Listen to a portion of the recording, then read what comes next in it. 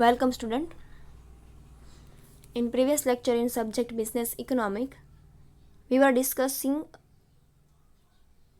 unit number 4, in which the topic is theories of interest. In the last lecture, we were start third theory of interest, that is liquidity preference theory. બરાબર, liquidity preference theory છે એ આપણે last લેક્ચરમાં start કરી હતી.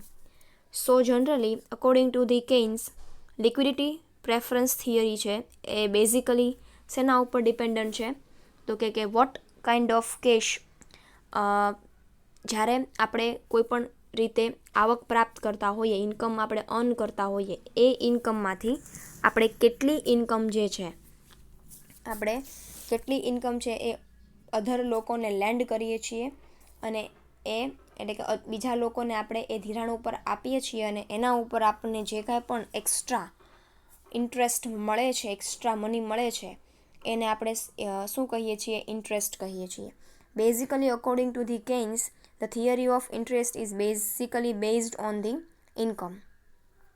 Income ઉપર જે છે એ તમારી થિયરી છે એ બેઝ છે.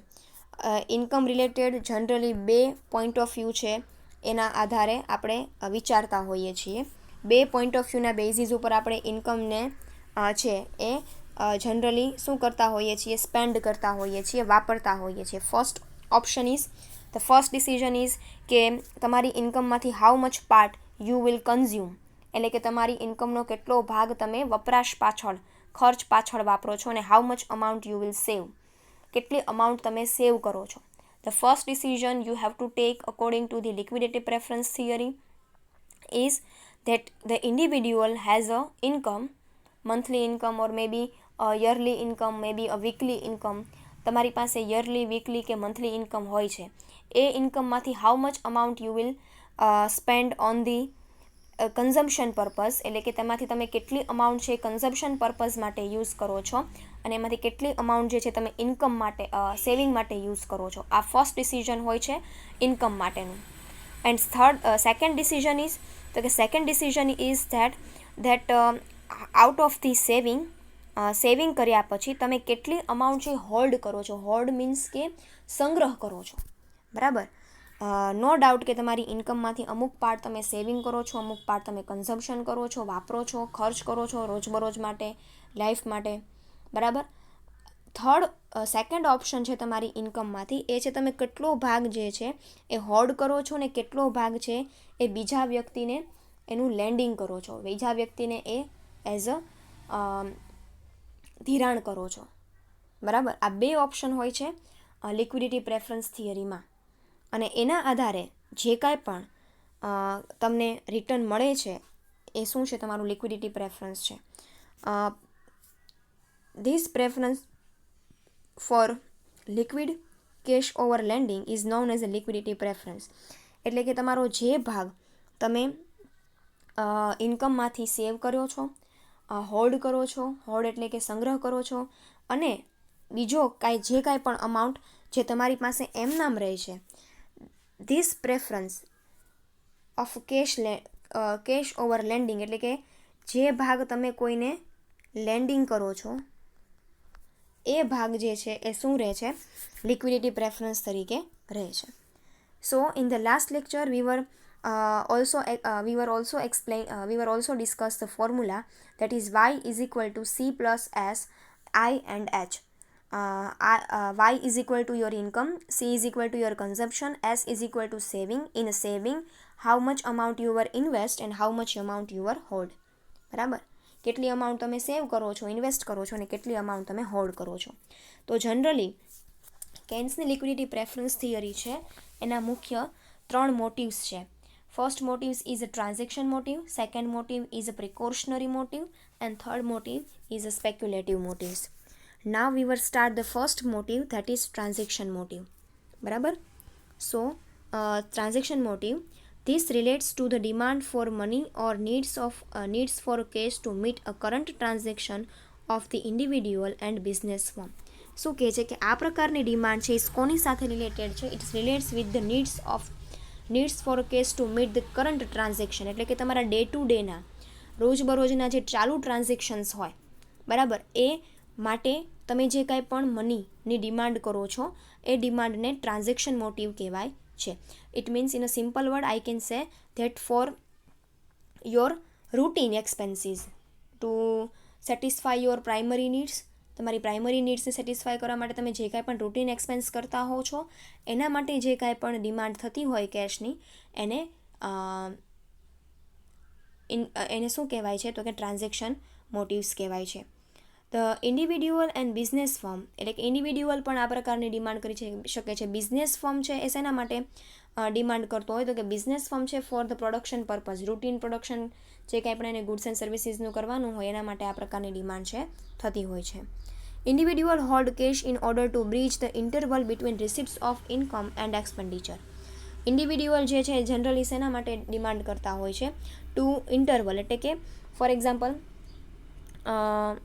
તમને જે કાંઈ પણ ઇન્કમ મળતી હોય એનો એક પ્રોપર ઇન્ટરવલ હોય, પ્રોપર સમય હોય, એમ મંથલી ઇન્કમ મળતી હોય, યરલી ઇન્કમ મળતી હોય, વીકલી ઇન્કમ મળતી હોય, તો starting from the monthly income, એટલે કે મંથની 1 થી 5 તારીખમાં તમારી સેલરી થતી હોય, રાઈટ, તો એ સેલરી છે એ આવતા મહિનાના 1 થી 5 સુધી તમારે એ ઇન્કમમાંથી એક્સપેન્ડિચર સ્પેન્ડ કરવાના હોય, એમાંથી તમારે તમારા ખર્ચ કાઢવાના હોય.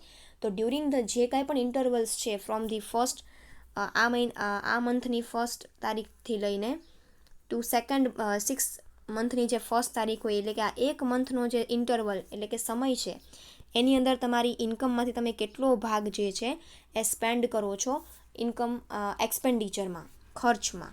એટલે the individual hold cash in order to bridge a interval between receipts of income and expenditure.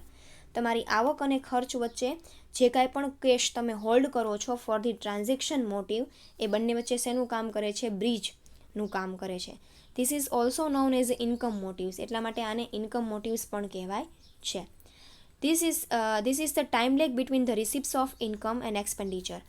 Starting from the 1 મંથની અંદર તમારી જે કાંઈ પણ ઇન્કમ છે એનો તમે કઈ રીતે એક્સપેન્સ પાછળ ખર્ચ કરો છો, તમારી ઇન્કમ છે એ કેવી રીતે તમે ખર્ચ કરો છો, એ બંને વચ્ચેનો શું છે? ટાઈમ લેગ છે, સમયગાળો છે. શેના વચ્ચેનો? રિસિપ્ટ્સ ઓફ ઇન્કમ, એટલે કે આવકનો સમય અને ખર્ચ કરવાનો સમય. Many people receives their income after a week or month or while they have to make a payment almost day by day.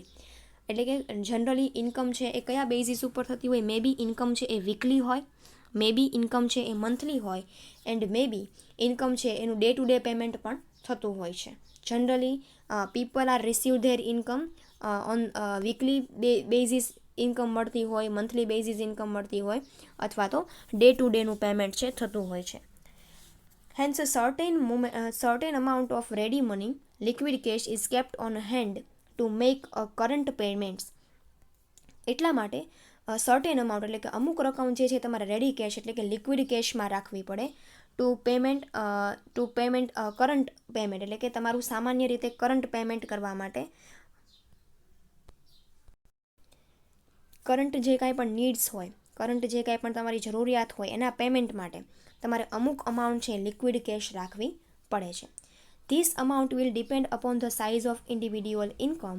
આ અમાઉન્ટ છે એ શેના ઉપર ડિપેન્ડન્ટ હોય કે કેટલી અમાઉન્ટ તમે ડે ટુ ડે ટ્રાન્ઝેક્શન માટે રાખશો, લિક્વિડ કેશ તમે કેટલું રાખશો, ડે ટુ ડે ટ્રાન્ઝેક્શન માટે તમે કેટલું કેશ રાખશો પેમેન્ટ માટે, એ શેના ઉપર ડિપેન્ડ હોય તો કે ઇન્ડિવિડ્યુઅલ ઇન્કમ એટલે કે પર્ટિક્યુલર વ્યક્તિની ઇન્કમ ઉપર ડિપેન્ડ હોય. And the interval at the which time the income is received, એટલે કે કેટલા સમય દરમિયાન તમને ઇન્કમ મળે છે, 1 મંથે મળે છે, વીકલી મળે છે, ડે ટુ ડે પેમેન્ટ મળે છે, કયા ઇન્ટરવલ, કયા સમયગાળા દરમિયાન તમને ઇન્કમ મળે છે. And the method of payment prevalent in the locality, અને કઈ મેથડથી તમને પેમેન્ટ કરવામાં આવે છે. ઇન્કમ છે તમારી કઈ મેથડથી પેમેન્ટ થાય છે, through bank, through cheque, through cash, એ બધી જ આ 3 મુખ્ય જે છે ફેક્ટર્સ છે અફેક્ટ કરે છે for the current transaction motive purpose માટે. ટ્રાન્ઝેક્શન મોટિવ્સ માટે આ 3 મુખ્ય બાબત છે કે વોટ કાઇન્ડ ઇન્ડિવિડ્યુઅલ છે એની સેલરી છે એ બહુ અગત્યની છે, કયા ટાઈમ પર એને સેલરી પેમેન્ટ થાય છે એ પણ એટલું ઇમ્પોર્ટન્ટ છે, અને કયા મેથડથી એને પેમેન્ટ મળે છે. Similarly, businessmen entrepreneur also kept a proportion of their resources in ready cash in order to pay for raw materials, transport, to pay wage, salaries, and to meet other current expenses. For a businessman or for entrepreneur એટલે કે ધંધો કરનાર વ્યક્તિ હોય એની માટે, businessman માટે પણ transaction મોટિવ્સ માટે કેશ છે એ ઓન હેન્ડ હોવું જરૂરી છે. શેના માટે? તો proportion of resources in ready cash એટલે કે એના માટે પણ ઓન હેન્ડ કેશ છે એ જરૂરી છે. શું કામ જરૂરી છે? For payment of raw material માટે ઉત્પાદન, for the production purpose raw material કેટલું જોઈએ છે, રો મટીરિયલના પેમેન્ટ માટે પણ એન્ટરપ્રિન્યોર કે બિઝનેસમેનને ઓન હેન્ડ કેશ જોઈશે. ટ્રાન્સપોર્ટેશન માટે જોઈશે, ઉત્પાદન જે કાંઈ પણ પ્રોડક્શન કર્યું છે એનું ટ્રાન્સપોર્ટ કરવા માટે. ટુ પે વેજ, જે કોઈ પણ વ્યક્તિ પ્રોડક્શન પ્રોસેસ સાથે જોડાયેલા છે એમને વેજ પેમેન્ટ કરવા માટે પણ એમને પણ કેશ છે ઓન હેન્ડ જોઈશે. Salaries to meet the other expenses, salary payment માટે અને બીજા ઘણા બધા એક્સપેન્સીસને ચૂકવવા માટે બિઝનેસમેનને પણ ઓન હેન્ડ કેશ છે એ જોઈએ છે.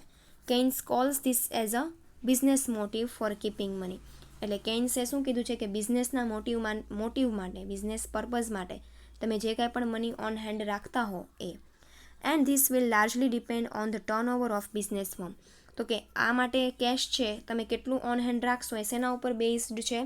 તો કે it's depend on the turn over, તમને કેટલું સેલિંગ કર્યા પછી તમને કેટલું ટર્ન ઓવર, કેટલો પ્રોફિટ થાય છે એના ઉપર તમે on hand for the purpose of business તમે કેટલું ઓન હેન્ડ કેશ રાખશો એ એના ઉપર ડિપેન્ડન્ટ હોય છે. The larger the turn over, જેટલું ટર્ન ઓવર તમારું વધારે હોય, જેટલો પ્રોફિટ તમને વધારો થાય, greater the amount of money needs two meet the current expenses, એટલું જ વધારે તમારે કરંટ એક્સપેન્સીસ માટે ઓન હેન્ડ કેશ જોઈએ. તો first motive for the liquidity preference, that is a transaction motive. Second motive is a precautionary motive. This refers to the desire of people to hold the cash balance to meet the unforeseen expenses. Unforeseen એટલે શું થાય? અનિશ્ચિત ખર્ચને પહોંચી વળવા. This kind of motive, precautionary motive, is basically depend on the people who wants to make balance to meet the unforeseen expenses. એટલે ભવિષ્યમાં આવનારા અનિશ્ચિત ખર્ચાઓને પહોંચી વળવા માટે આઉટ ઓફ ધી ઇન્કમ જે કાંઈ પણ કેશનું તમે સેવિંગ કરો છો એ સેવિંગને પ્રિકોશનરી મોટિવ કહેવાય. બરાબર? શું કામ? તો કે ફ્યુચરમાં કેવા પ્રકારની અનફોર્સીન ઇવેન્ટ થવાની છે એનો આપણને કોઈ આઈડિયા હોતો નથી. દેટ્સ વાય આપણે in a present for the purpose of a future આપણે પ્રેઝન્ટમાં શું કરીએ છીએ? ઓન હેન્ડ કેશ છે એ સેવ કરીએ છીએ. આવા પ્રકારનું જે મોટિવ્સ હોય એને પ્રિકોશનરી મોટિવ્સ કહેવાય. People like to keep a certain amount of money in ready cash to provide for a danger of unemployment, sickness, accident and other uncertainty. તો કે પીપલ જે છે એ આ પ્રકારનું કેશ છે એ શું કામ રાખવા માગે છે? આ પ્રકારનું રેડી કેશ છે એ શું કામ રાખવા માગે છે? તો કે પ્રોવાઈડ અ ડેન્જર એમ્પ્લોયમેન્ટ, મે બી ફ્યુચરમાં કદાચ તમારી પાસે એમ્પ્લોયમેન્ટ ન હોય, રોજગારી ન હોય, તો પણ તમે અત્યારે જો આ બધું સેવિંગ કરીને, આવું બધું વિચારીને તમે અત્યારે પૈસા છે ઓન હેન્ડ કેશ સેવ કરતા હો તો ફ્યુચર માટે એક પ્રિકોશન્સ તરીકે તમે એનું સેવિંગ કર્યું છે એવું કહેવાય. સિકનેસ, ભવિષ્યમાં તમને કોઈ પ્રકારની માંદગી આવી જાય એ માટે પણ, એક્સિડન્ટ થઈ જાય, આ બધી એવી ઇવેન્ટ છે જે અનસર્ટેન છે, અનફોર્સીન છે, એનો કોઈ ચોક્કસ સમય હોતો નથી. તો આવી બધી બાબતોને ધ્યાનમાં રાખીને whatever money you have save for this purpose is called motive, it's called precautionary motive.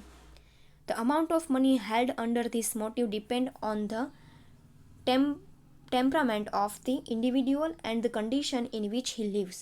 તો કે આ પ્રકારનું મોટિવ્સ માટે તમે જે કાંઈ પણ કેશનું સેવિંગ કરતા હો, this amount of money held under the motives depend on the temperament of individual. દરેક વ્યક્તિ ઇન્ડિવિડ્યુઅલી કેવું વિચારે છે રિલેટિંગ ટુ ધ ફ્યુચર માટે તમે કેવું વિચારો છો, ફ્યુચર માટેનું તમારું ટેમ્પરામેન્ટ કેવું છે, ફ્યુચર માટેની તમારી થિંકિંગ કેવી છે એના ઉપર ડિપેન્ડ છે. અને what kind of life you are living, કેવા પ્રકારની લાઈફ તમે જીવો છો, બરાબર, એ ખાસ ઇમ્પોર્ટન્ટ છે પ્રિકોશનરી મોટિવમાં. So the precautionary motives is generally relating with the unforeseen event, uncertain event which may be happen in the future relating to your life like sickness, accident, એ બધી મોટિવ્સ માટે તમે જે કાંઈ પણ કેશનું સેવિંગ કરતા હોય એ પ્રિકોશનરી મોટિવ છે. Last is speculative motives. Speculative motives refers to the desire of people to hold money in a liquid cash to take the advantage of a future change in the rate of interest. હવે સ્પેક્યુલેટિવ છે, સ્પેક્યુલેશનને ગુજરાતીમાં શું કહેવાય? સટ્ટો કહેવાય, સટ્ટાકીય હેતુ માટે. તો generally speculative motive refers to the desire of people hold money in a liquid cash to take the advantage of a future change in the rate of interest.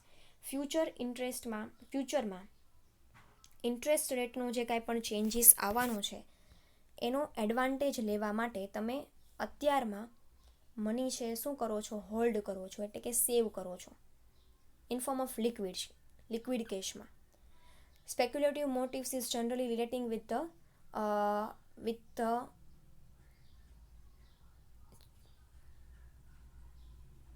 advantage you want to take in a future for the changes in interest. Interest રેટમાં જે કાંઈ પણ changes થાય છે એનો advantage લેવા માટે તમે અત્યારે જે કાંઈ પણ મનીનું સેવિંગ કરતા હો એ જે કાંઈ પણ સેવિંગ હોય એ સ્પેક્યુલેટિવ મોટિવ્સ કહેવાય. For example, when people expect the rate of interest is raise in a future. For example, આપણને એવું હોય, આપણને એવી એક્સપેક્ટેશન હોય કે ફ્યુચરમાં ઇન્ટરેસ્ટ રેટ છે એ વધવાના છે, રેઝ થવાના છે. They would be hold a greater amount of money in a cash with a view to lend the same in a future at a higher rate. તો એ માટે તમે ઇન અ પ્રેઝન્ટ સિચ્યુએશનમાં અત્યારે તમે greater amount of money in cash, અત્યારે તમે બહુ વધારે પ્રમાણમાં કેશનું શું કરશો? હોલ્ડ કરશો, એટલે કે એને સંગ્રહ કરશો. શું કામ? તો કે ફ્યુચરમાં વધુ ઇન્ટરેસ્ટ રેટનો એડવાન્ટેજ લેવા માટે. ફોર એક્ઝામ્પલ, આવા પ્રકારનું જે સ્પેક્યુલેટિવ મોટિવ્સ હોય ને મોસ્ટલી શેમાં જોવા મળે ખબર? શેર માર્કેટમાં જોવા મળે. શેર માર્કેટમાં ફ્યુચરમાં આપણને એવું હોય કે આ કંપનીના શેરની પ્રાઇસ છે બહુ હાઈ જવાની છે, તો અત્યારે જો એ શેરની પ્રાઇસ લો થઈ હોય તો આપણે શું કરશું? મોસ્ટલી એ શેર ખરીદી લેશું, બરાબર. અને આફ્ટર ધેટ જ્યારે આપણી પાસે જે શેર છે, જે એ શેરની પ્રાઇસ છે વધશે ભવિષ્યમાં, આપણને એવો 100% આપણે એવા શ્યોર છે કે ફ્યુચરમાં એની પ્રાઇસ છે વધવાની છે, તો અત્યારે આપણે શું કરશું? એ શેર છે વધારે ખરીદશું. ઇન ફ્યુચર જ્યારે એના પ્રાઇસ છે વધે ત્યારે આપણે શું કરશું? સેલ આઉટ કરશું, કારણ કે આપણને ત્યારે વધારે ફાયદો થશે. સો એવી જ રીતે આ સ્પેક્યુલેટિવ મોટિવ્સ પણ એવું જ છે કે ફ્યુચરમાં તમને એવો આઈડિયા છે કે ભાઈ તમારું ઇન્ટરેસ્ટ રેટ છે એ હાઈ થવાનું છે, વધવાનું છે, તો તમે ઇન અ પ્રેઝન્ટ વધારે હોલ્ડ કરશો મની, વધારે મનીનો સેવ કરશો. Thus it makes a gain thereby conversely. અને એટલા માટે ત્યારે આપણને જ્યારે આપણે ઇન્ટરેસ્ટ રેટ હાઈ થશે ત્યારે આપણને જે છે એ વધારે પ્રમાણમાં શું થશે? ફાયદો થશે. If people expect a fall in a future rate of interest they would be less of liquid cash. અને કદાચ આપણને એવું હોય કે ઇન અ ફ્યુચર કદાચ ઇન્ટરેસ્ટ રેટ છે એ ફેલ એટલે કે ઓછા થવાના છે, તો તમે ઇન અ પ્રેઝન્ટ તમે કેશ મની જે છે એ ઓછા હોલ્ડ કરશો. And lend the resources at existing higher rate of interest to avoid the possible loss. તો તમે શું કરશો? અત્યારે તમારી પાસે જેટલું કેશ હશે, અત્યારે ઇન્ટરેસ્ટ રેટ હાઈ છે, ભવિષ્યમાં ઇન્ટરેસ્ટ રેટ છે એ ઘટવાના છે, લેસ થવાના છે, એવી આપણને ખબર હોય તો આપણે અત્યારમાં શું કરશું? હાઈ ઇન્ટરેસ્ટ રેટ છે એનો એડવાન્ટેજ લઈને આપણી પાસે જેટલા કેશ લિક્વિડમાં હશે એ આપણે શું કરશું? આપી દઈશું, ધિરાણ કરી દઈશું, લેન્ડ કરી દઈશું, જેથી આપણને લોસ છે ઓછો જાય. In other word, speculative motive relates to the desire to hold one's resources in a liquid form in order to take the advantage of market movement. એટલે શું કહે છે કે ઇન સિમ્પલ વર્ડ જો આપણે speculative motive relates to the desire to hold one's resources in a liquid. અત્યારના સમયમાં તમે જેટલું લિક્વિડ હોલ્ડ કરવા માગો છો, it's depend on the advantage you want to take in a future with changes in the movement of market. તમે ભવિષ્યમાં તમારા માર્કેટની જે મૂવમેન્ટ છે, ઇન્ક્રીઝ ડિક્રીઝ જે કાંઈ પણ છે, એનો એડવાન્ટેજ લેવા માટે અત્યારમાં એનો પ્રેઝન્ટ સિચ્યુએશનમાં તમે રિસોર્સિસને લિક્વિડ કરો છો, એટલે કે હોલ્ડ કરો છો, બચાવો છો, પૈસા બચાવો છો. અત્યારે ફ્યુચરમાં વધારે પ્રમાણમાં ઇન્ટરેસ્ટ મળશે, ફ્યુચરમાં માર્કેટની જે મૂવમેન્ટ હોય એનો એડવાન્ટેજ લેવા માટે. So there are mainly 3 motives in a liquidity preference theory. That is, first is a transaction motive, second is a precautionary motive, and third is a speculative motives. So it can be said that while the liquidity of demand liquidity demand for money for transaction and precautionary motive is mainly a function of the size of income. તો આપણે એવું કહી શકીએ કે according to the 3 important મોટિવ્સ આપણે એવું કહી શકીએ કે લિક્વિડિટી ડિમાન્ડ ફોર મની એટલે કે નાણાંની જેટલી રોકડ પસંદગીની જે ડિમાન્ડ છે, લિક્વિડિટી પ્રેફરન્સ ડિમાન્ડ એટલે શું કહેવાય? રોકડ પસંદગીની માંગ. તો લિક્વિડિટી પ્રેફરન્સની જેટલી માંગ છે, ડિમાન્ડ છે, એમાં ટ્રાન્ઝેક્શન મોટિવ અને પ્રિકોશનરી મોટિવ્સ છે એ મેઇનલી કેના ઉપર બેઝ છે? Is a function on the size of income. તમે કેટલી ઇન્કમ અર્ન કરો છો એના બેઝ ઉપર ટ્રાન્ઝેક્શન મોટિવ અને પ્રિકોશનરી મોટિવ્સ છે ડિપેન્ડ છે. એટલે કે તમારી ઇન્કમ કેટલી છે એને ધ્યાનમાં રાખીને અકોર્ડિંગ ટુ ધેટ તમે શું કરો છો? ટ્રાન્ઝેક્શન મોટિવ્સ માટે કેટલું મની છે એ સેવ કરવું ને પ્રિકોશનરી મોટિવ માટે કેટલું મની સેવ કરવું એવું વિચારો છો. And business transaction, the demand for speculative motives is primarily a function of rate of interest. અને જે કાંઈ પણ સ્પેક્યુલેટિવ ડિમાન્ડ છે, સ્પેક્યુલેટિવ મોટિવ્સ છે એ શેના ઉપર ડિપેન્ડ છે? It's depend on the rate of interest. Interest rate ઉપર ડિપેન્ડ છે, ઇન્ટરેસ્ટ રેટના ચેન્જીસ ઉપર ડિપેન્ડ છે. In other word, the liquidity preference arise from transaction and primary motives depend on the level of income. એટલે કે જો બીજા શબ્દોમાં કહીએ તો લિક્વિડિટી પ્રેફરન્સ એટલે કે આપણે રોકડ હાથ ઉપર કેટલી રાખવી છે, લિક્વિડિટી પ્રેફરન્સ રોકડ હાથ ઉપર કેટલી રાખવી છે એ શેના ઉપરથી નક્કી થાય છે? તો કે ટ્રાન્ઝેક્શન મોટિવ અને પ્રાઇમરી મોટિવ્સ છે એ શેના ઉપર ડિપેન્ડ છે? ધ લેવલ ઓફ ઇન્કમ ઉપર. એટલે કે તમારો જે ટ્રાન્ઝેક્શન મોટિવ્સ છે એ લેવલ ઓફ ઇન્કમ ઉપર ડિપેન્ડ છે, while the liquidity preference which arises from speculative motives is not depend on income but on interest rate. જ્યારે સ્પેક્યુલેટિવ મોટિવ્સ છે એ તમારી ઇન્કમ ઉપર નહીં પણ ઇન્ટરેસ્ટ રેટ ઉપર ડિપેન્ડ છે કે ભાઈ તમે ફ્યુચરમાં ઇન્ટરેસ્ટ રેટમાં શું ચેન્જીસ આવવાના છે એના આધારે તમે સ્પેક્યુલેટિવ મોટિવ્સ માટે મની છે એ હોલ્ડ કરો છો એટલે કે સંગ્રહ કરો છો. જ્યારે ટ્રાન્ઝેક્શન મોટિવ અને પ્રિકોશનરી મોટિવ છે એના માટે ઇન્કમ જરૂરી છે કે તમારી ઇન્કમ કેટલી છે એ ઇન્કમને ધ્યાનમાં રાખીને તમે ટ્રાન્ઝેક્શન અને પ્રિકોશનરી મોટિવ માટે મની છે એ ભેગી એટલે કે હોલ્ડ કરો છો. So here is the third theory of interest rate theory, liquidity preference theory એ અહીંયા કમ્પ્લીટ થાય છે. ઓકે, તો નેક્સ્ટ લેક્ચરની અંદર આપણે મે બી આના જે એક્સેપ્શન્સ છે, અપવાદો અથવા તો લિમિટેશન્સ જે છે એ આપણે જોઈશું. Thank you.